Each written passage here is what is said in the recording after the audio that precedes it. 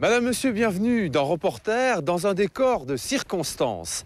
Il n'a jamais autant neigé sur la Belgique depuis 1906. Tous les records ont été battus. 29 jours d'enneigement pour les 2 derniers mois de l'année, 23 pour le seul mois de décembre, qui a aussi été le mois de décembre le plus froid depuis 1950, avec à la clé un Noël blanc inoubliable. De Hamoire à La Louvière, de Saint-Hubert à Bastogne, Alain Dils, Thomas Quinet, Marius Marbehan et Paul Wolseifen nous emmènent au cœur de cette offensive historique, parmi des résistants auxquels, j'en suis certain, vous ne manquerez pas de vous identifier. Ils ont pris possession de la Belgique en rang serré. Des milliards d'envahisseurs venus du ciel. En apparence, l'ennemi n'est pas bien méchant, puisqu'il agite le drapeau blanc. Mais il est surtout paralysant. Problème de circulation, problème pour faire les courses, problème pour se rendre au travail. Donc ça devient assez compliqué. D'ailleurs, il n'y a pas les poubelles non plus qui passent. La semaine passée, on n'a pas eu de poste pendant, donc pas de courrier pendant un certain moment. Donc... Et oui, dans ces conditions, les agents de liaison éprouvent bien les difficultés à accomplir leur mission. La 4e dimension ici, c'est vraiment le foutoir. En plus, avec des camionnettes blanches, donc heureusement qu'on a des phares, parce que vraiment pas évident. Il y a encore des routes barrées, tout ça? Il y en a encore quelques-unes, mais de moins en moins, donc ils ont quand même fait du bon boulot pour dégager tout ça, donc ils ont fait leur possible, c'est pas évident. Donc c'est vrai que ça a bien tombé de ces jours-ci. Et nous, on fait notre possible, donc... Enfin, il y en a toujours ceux qui râlent, mais il y en a ceux qui comprennent, donc... Les gens doivent quand même vous trouver courageux de... Ah oui, il y en a ceux qui nous le disent, un facteur, chapeau. Ce n'est pas la première fois que l'ennemi essaye d'attaquer, mais cette fois, l'offensive est bel et bien massive. Chaque année, on en a, mais pas si longtemps. Pas si longtemps que ça. Et là, vous avez combien de centimètres? Il y en a qu'on mesuré 50, 60, là. Mais elle n'a pas fondu depuis Saint-Nicolas. Hein. Après quelques jours, les premiers prisonniers sont faits, otages, assignés à résidence. Et dire que c'est par ce petit hameau de Cendron que le 2 septembre 1944, les Américains sont entrés dans notre pays. À 75 ans, Roger attend à présent une nouvelle libération. Quand on voit la neige, il est question, comme vous dites, d'avoir des provisions d'avance, parce qu'on mourrait de faim. Et vous aviez fait un peu de provisions? Oui, quand même, oui. Dans les premiers jours, oui. Ouais. Un peu de farine, un peu tout ce qu'il faut, quoi. C'est un peu la guerre, finalement. Ah, oui, oui, oui. Il y a des fois être équipés, hein. Les pneus neige et toutes sortes. Hein. Un 4x4, celui qui pourrait, hein. Le fait. Un peu de chance de passer quand même, hein. Gare en effet à ceux qui tentent de franchir le blocus. Heureusement, le chauffeur de ce poids lourd n'est que légèrement blessé. Désormais, il est interdit de recevoir des visiteurs. Ça tombe mal quand on en a fait son métier. Tout était réservé pour les réveillons de Noël. Et une grosse partie des gens ne sont pas venus puisque l'accès à Cendron était très difficile, voire pratiquement impossible à certains moments. Donc ça fait un sérieux manque à gagner pour vous? Disons qu'effectivement, ça fait un manque à gagner de 3 semaines, hein, puisque pendant la haute saison, les gîtes sont obligatoirement réservés à la semaine. Tout ça devrait normalement être occupé à une période, je veux dire, normale, avec moins de neige. Ici, évidemment, les gens ne sont pas venus.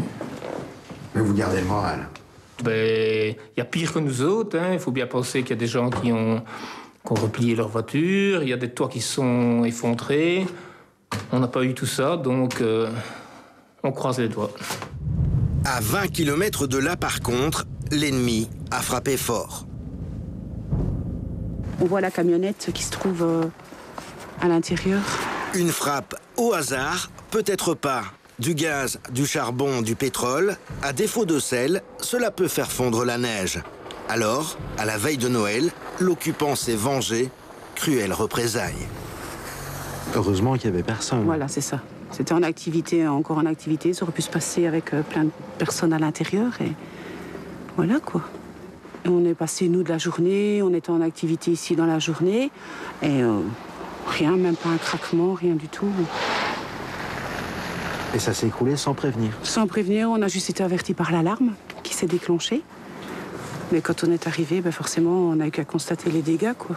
Et ils sont énormes, les dégâts. On suppose, on a eu les experts. Bon, forcément, là, ils doivent attendre un petit peu que ça fonde. Et puis, bon, ils vont revenir, quoi. Donc, on ne sait pas encore estimer vraiment encore la valeur des dégâts, quoi. Et il y a encore pas mal de choses qui sont coincées là en dessous. Là, ici, il se trouve la camionnette, le Clark, tout ce qui est marchandises. Tout va être fait à neuf. On suppose qu'on va devoir tout abattre, quoi. Face à cet envahisseur sournois, la contre-attaque s'organise.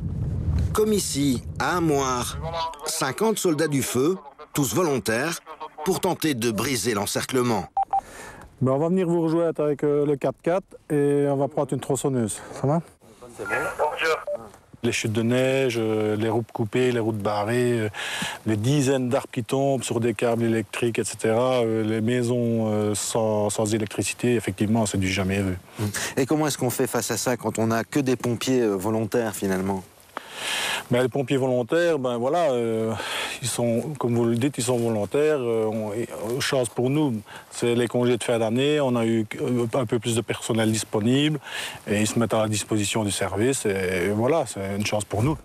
Ce matin-là, cela fait déjà une semaine que les pompiers sont sur tous les fronts. 21 000 hectares répartis sur 6 communes, 23 000 habitants et au total des dizaines et des dizaines d'interventions. On fera le compte, je vais dire, dans quelques jours, mais c'est plusieurs sorties, sûrement plusieurs centaines de sorties sur une semaine. Donc avec 3-4 équipes sur le terrain en permanence, c'est difficile à dire parce qu'on nous envoie pour un arc sur une route par exemple, c'est une sortie. Mais en allant faire cet arc-là, on fait peut-être 3 autres interventions en même temps. Par exemple, cette route-ci, on roule pour le moment, a été barrée pendant 2 jours. Donc c'est vraiment la route de la vallée. Et celle-ci, de ce tronçon-ci, a été barrée pendant 2 jours. On va arriver plus loin à Comblain-au-Pont, c'était dégagé. Et Comblain-au-Pont était coupé du monde aussi pendant 3-4 jours. Voilà, nous arrivons sur place, nous allons rejoindre nos collègues, on va un peu demander quoi. La commune de Comblain-au-Pont a même dû déclencher son plan d'urgence, en raison notamment des chutes d'arbres sur les routes et les câbles électriques. Et quand il n'y en a plus, il y en a encore. Mais pour l'heure, c'est un autre danger qui menace. Plusieurs toitures se sont déjà effondrées et d'autres donnent des signes de faiblesse. Alors, c'est la mobilisation générale. En catastrophe, le patron de ce garage a dû réquisitionner ses ouvriers qui avaient pris le maquis entre les fêtes. Le mur en brique au-dessus du linteau, là, se laisse complètement aller. Vous voyez, les ferrures, la fixation supérieure est complètement arrachée. Le fronton risque de se laisser aller et emporter une partie du mur avec lui. On a fait appel aux pompiers pour qu'ils essayent en vain, une opération avec le matériel qu'ils ont. Donc on va dégager le toit comme ça. Dès la fonte des neiges, s'il ne reneige pas entre-temps, on n'aura pas la poussée de la neige sur le fronton. Et vous avez une idée de combien de tonnes de neige il y a là au-dessus? Ça, il faut demander aux hommes, là. Mais ils sont costauds. Ils font de la musculation. Pour le moment, on est sollicité, mais les gens font beaucoup par eux-mêmes pour essayer de dégager leur toiture, le poids de la neige et de la glace qu'il y a sur les toitures, surtout de grands halls, de garages, comme ça, comme vous le voyez pour le moment. D'ailleurs, c'est déjà tombé à plusieurs endroits. Oui, il y a quelques bâtiments qui se sont effondrés, effectivement. C'est difficile de gérer pour les gens, savoir quand il faut étançonner, etc. Face à l'ampleur de la bataille, même les anciens combattants sont sur le pont. On a 3 générations de pompiers. Le vieux, expulsé en 96 parce que trop âgé. Le remplaçant est le successeur. Et alors de mémoire, je ne sais pas quel âge vous avez, mais est-ce que vous aviez déjà 76 ans? Vous avez déjà connu une situation pareille? Une fois, oui, dans les années 70. Et on n'avait que des échelles.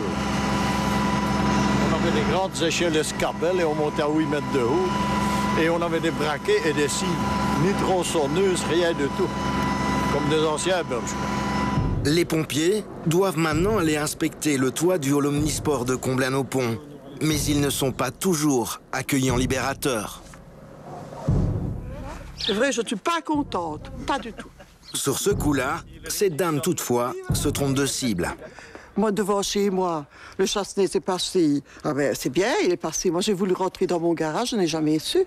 Parce qu'il y avait ça de neige. On déblaye d'un côté, on vous en fout plein sur les côtés des maisons. C'est pas logique, ça, hein. Quand le chasse-neige repasse et qu'il fasse des tas. J'ai 72 ans, moi. Ben, j'aurais quand même quelqu'un de jeune qui viendrait m'aider là au bout. Mon fils l'a fait, hein, il a déblayé avec les ouvriers. Mais je trouve quand même qu'on pourrait mettre un peu plus de monde sur le côté pour des personnes. Il a 85 ans, lui. Allez. Hein?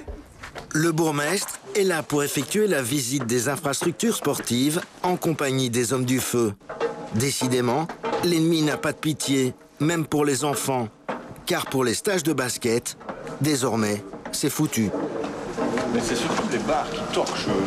On voit qu'il y a une petite flexion dans certaines poutres métalliques, structures métalliques. Donc, vous voyez là aussi, il y a l'isolation qui se laisse un peu aller dans ce coin-là. Donc, on ne prend aucune responsabilité. On va prendre la responsabilité justement de fermer le hall. Il pourrait y avoir du danger. On ne sait jamais à quel moment la structure pourrait se laisser aller. C'est difficile à évaluer. Il vaut mieux prendre des mesures de précaution afin d'éviter tout problème. Voilà, le hall est fermé jusqu'à nouvel ordre. Ben voilà, merci monsieur le commandant. Une tuile de plus dans une commune où on ne sait plus vraiment où donner de la tête. Il a d'abord fallu rétablir l'électricité et reloger temporairement certains habitants. On avait déclenché le plan d'urgence la semaine passée pour on a fourni des repas chauds aux personnes qui étaient coupées de courant. Donc ils ont eu des repas chauds, de la soupe. On a ouvert des locaux pour qu'ils puissent venir se réchauffer en journée.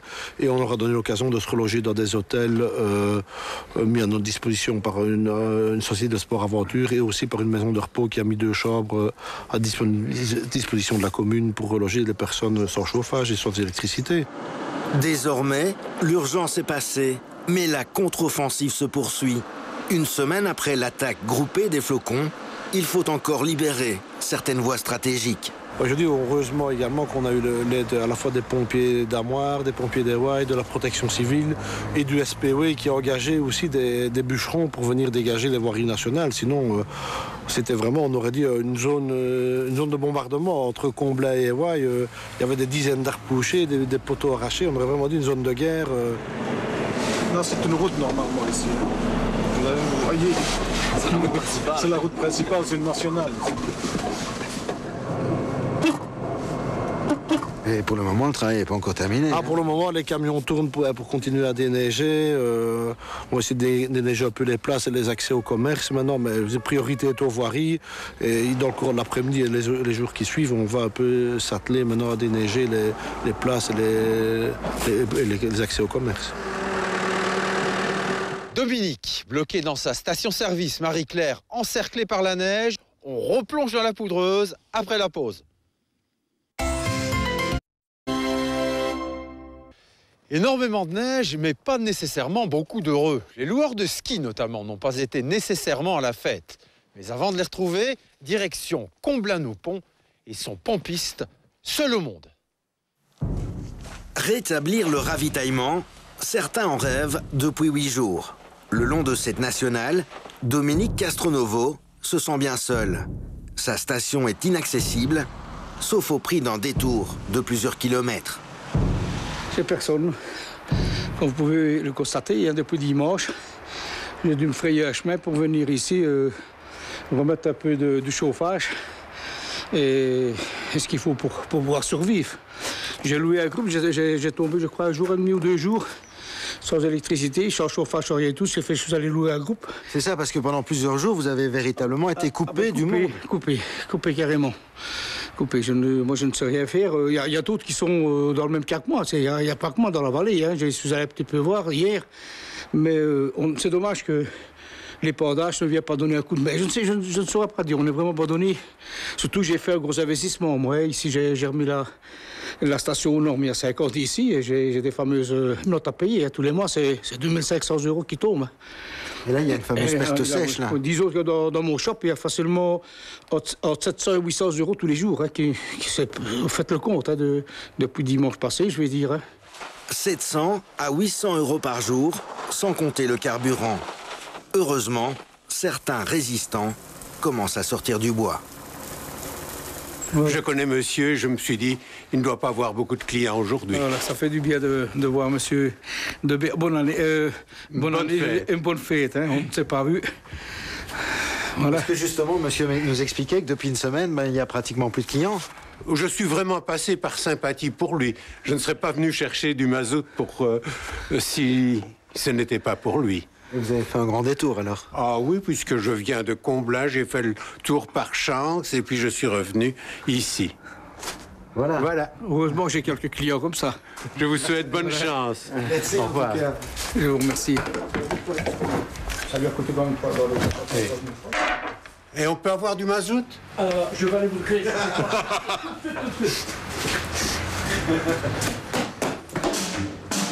Si l'espoir renaît dans la vallée, sur les collines par contre, il n'y a encore eu que quelques éclaireurs. En ce 27 décembre, cela fait une semaine déjà que la maison de Marie-Claire, 67 ans, s'est transformée en camp retranché. Alors, elle s'est décidée à lancer quelques fusées. Comment ça se passe pour vous ces derniers jours? Mal. Il fait trop froid, trop de neige. On ne sait pas dégager comme on veut, on n'est pas toujours la santé pour... Moi, je ne saurais pas, en tout cas, parce que je fais de l'emphysème, je ne sais pas balayer, je ne sais pas pelleter. Heureusement que mon fils est là, parce que... Conclusion, ça fait combien de jours que vous êtes bloqué ici? Depuis le jour avant le réveillon. Donc ça fait déjà quelques jours, à peu près une semaine. Heureusement qu'on avait fait des provisions, parce qu'autrement, aujourd'hui, il fallait bien sortir un petit peu, parce qu'on commençait à manquer. Michel, le fils de Marie-Claire, a heureusement capté les signaux de détresse. Avec des conditions pareilles, il faut bien donner un coup de main, quoi. Pas le choix. Donc ils ont été un peu coupés du monde, là. Ah, oui, carrément, mais pendant quelques jours... Enfin, la commune, ça passe régulièrement, mais... Nous autres, on avait téléphoné pour voir s'il y avait besoin de rien, comme provision et tout ça, mais... Quand on prend de l'âge, on est chest tout, évidemment, donc... Ils ont essayé de faire eux-mêmes, mais voilà. Pas évident. Conclusion, il y a quelques tonnes de neige à dégager. Maintenant, au sens de scène, hein, ça va mieux, mais... D'ici un quart d'heure, 20 minutes, ça ira, quoi, mais... En attendant... Enfin, à la guerre comme à la guerre, hein.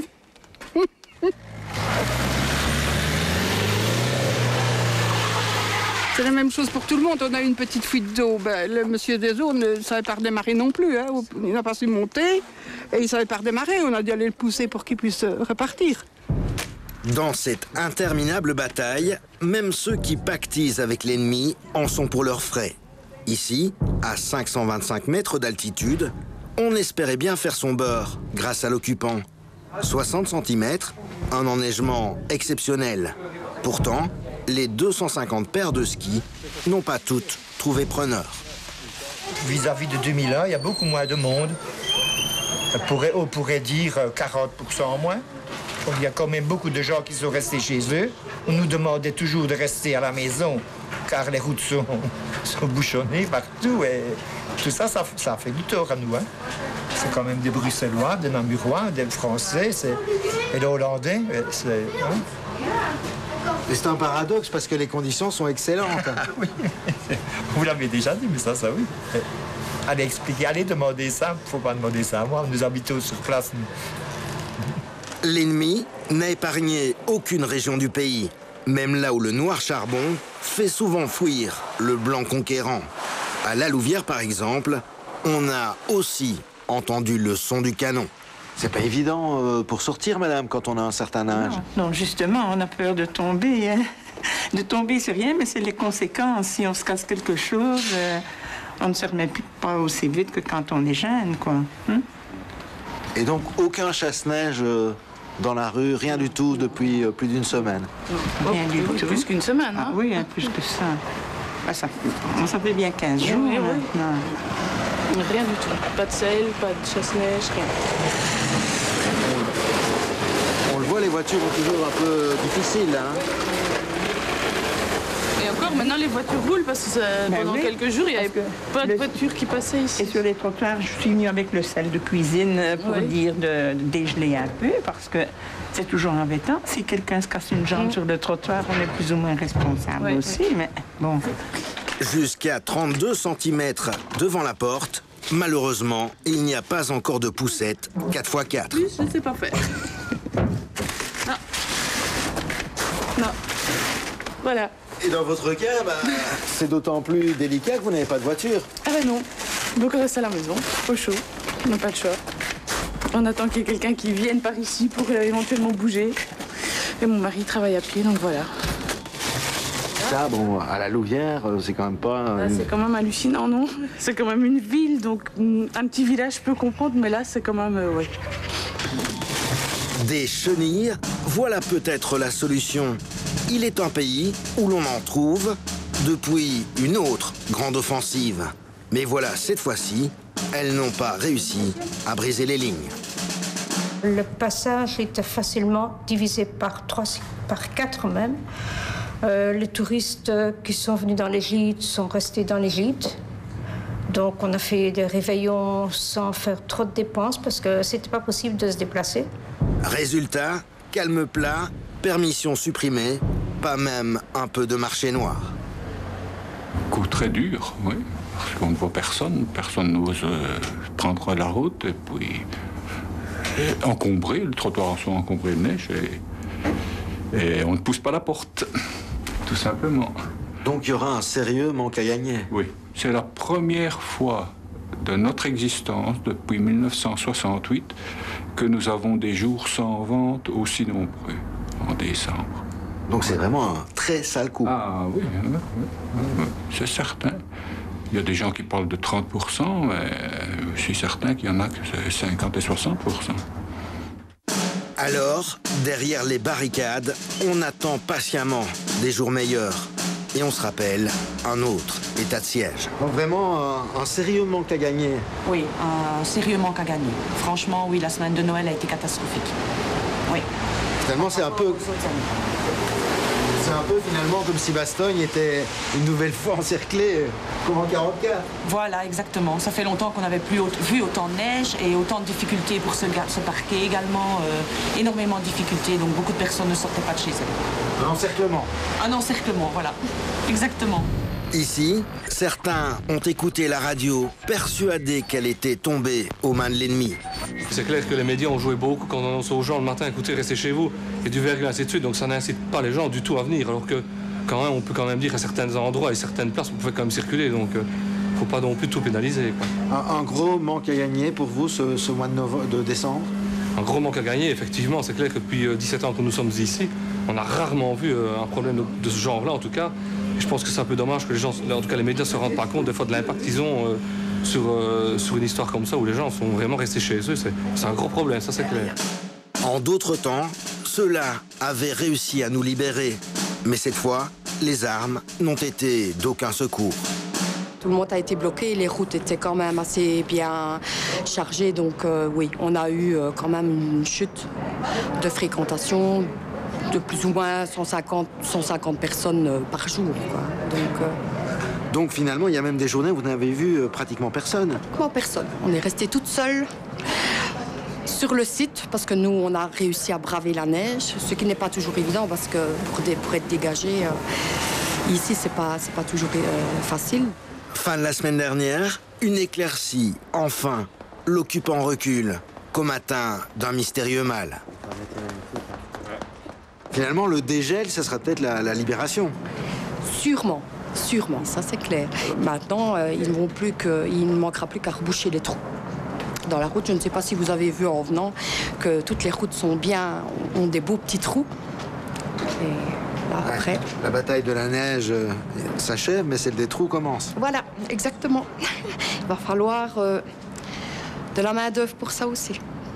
Et oui, l'ennemi n'a peut-être pas dit son dernier mot. Avant de se replier, il a en tout cas laissé de nombreuses mines. De ce côté-là, on aura bien besoin d'un plan Marshall.